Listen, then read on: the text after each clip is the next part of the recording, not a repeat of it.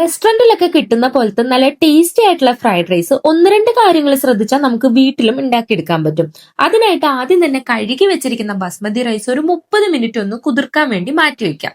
ഇനി ഒരു പാനിൽ വെള്ളം തിളപ്പിച്ച് ഉപ്പും റിഫൈൻഡ് ഓയിലും ഒഴിച്ചിട്ട് നമ്മൾ ആ കഴുകി വെച്ച ബസ്മതി റൈസ് ഇട്ടിട്ട് ഒരു 60% മാത്രം കുക്ക് ചെയ്തെടുക്കുക. ഒരു 7 മിനിറ്റ് കൊണ്ട് തന്നെ 60% അത് കുക്കായിട്ടുണ്ടാവും. ഇനി ആ വെള്ളത്തിൽ നിന്ന് നമുക്ക് ഈ റൈസ് ഒന്ന് ഊറ്റി മാറ്റിയിട്ട് ഒരു പാത്രത്തിൽ സ്പ്രെഡ് ചെയ്ത് അതൊന്ന് ആറിക്കഴിഞ്ഞ് ഫ്രിഡ്ജിൽ വെച്ച് തണുപ്പിച്ചെടുക്കാം. ഇനി ഒരു പാനില് മുട്ട പൊട്ടിച്ചൊഴിച്ചിട്ട് അതിൽ കുറച്ച് കുരുമുളക് പൊടിയും ഉപ്പും കൂടി ഇട്ടിട്ട് നല്ലപോലെ ചിക്കി എടുക്കുക. ചിക്കി എടുത്ത മുട്ട മാറ്റി വെച്ചിട്ട് അതേ പാനിൽ തന്നെ കുറച്ച് റിഫൈൻഡ് ഓയിൽ ഒഴിച്ചു കൊടുത്തിട്ട് കുറച്ച് ഗാർലിക് ചോപ്പ് ചെയ്തത് ഇട്ട് കൊടുക്കുക. അതിനുശേഷം സ്പ്രിംഗ് ഓണിയന്റെ ചുവടെയുള്ള പോർഷൻ ഉണ്ടല്ലോ, സ്പ്രിംഗ് ഓണിയൻ ബൾബ്സ് ഇട്ട് കൊടുത്ത് ഒന്നുകൂടെ ഒന്ന് സോട്ട് ചെയ്തതിന് ശേഷം ക്യാരറ്റും ക്യാപ്സിക്കവും ചേർത്ത് കൊടുക്കണം.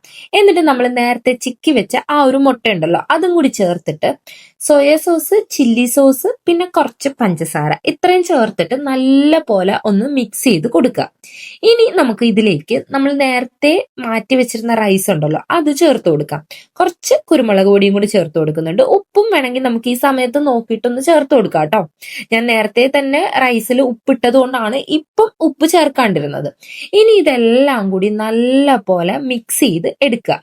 അതിനുശേഷം കുറച്ച് സ്പ്രിംഗ് ഓണിയനും കൂടി ഇട്ട് കൊടുത്തിട്ട് വീണ്ടും ഒന്ന് മിക്സ് ചെയ്യുക. സ്പ്രിംഗ് ഓണിയൻ ഈ ഒരു ഫ്രൈഡ് റൈസിന് നല്ലൊരു ടേസ്റ്റ് കൊടുക്കും കേട്ടോ. അപ്പൊ ഇതൊക്കെ ചെയ്യുമ്പോൾ നമ്മൾ ശ്രദ്ധിക്കേണ്ടത് ഹൈ ഫ്ലെയിമിൽ ഇട്ടിട്ട് വേണം ചെയ്യാൻ. ചൈനീസ് കുക്കിംഗ് ഒക്കെ ചെയ്യുമ്പോൾ നമ്മൾ എപ്പോഴും ഹൈ ഫ്ലെയിമിൽ ഇട്ടിട്ട് ഇൻഗ്രീഡിയൻസ് എല്ലാം അടുത്ത് തന്നെ റെഡിയാക്കി വെച്ചിട്ട് വേണം ചെയ്യാനായിട്ട്. ഇങ്ങനെ ചെയ്താൽ നല്ല പെർഫെക്റ്റ് ആയിട്ടുള്ള ഇങ്ങനെ ഒട്ടിപ്പിടിക്കാതെയും കുഴയാതെയൊക്കെ ഉള്ള നല്ല റെസ്റ്റോറന്റ് സ്റ്റൈൽ ഫ്രൈഡ് റൈസ് നമുക്ക് വീട്ടിൽ തന്നെ ഉണ്ടാക്കിയെടുക്കാൻ പറ്റും. ഇന്ന് ഞാൻ ഈ ഒരു ഫ്രൈഡ് റൈസിന്റെ കൂടെ സെർവ് ചെയ്യുന്നത് 1 pot ചില്ലി ചിക്കൻ ആണ് കേട്ടോ. ഇതിന്റെ റെസിപ്പി ഞാൻ നെക്സ്റ്റ് വീഡിയോയിൽ ഷെയർ ചെയ്യാം.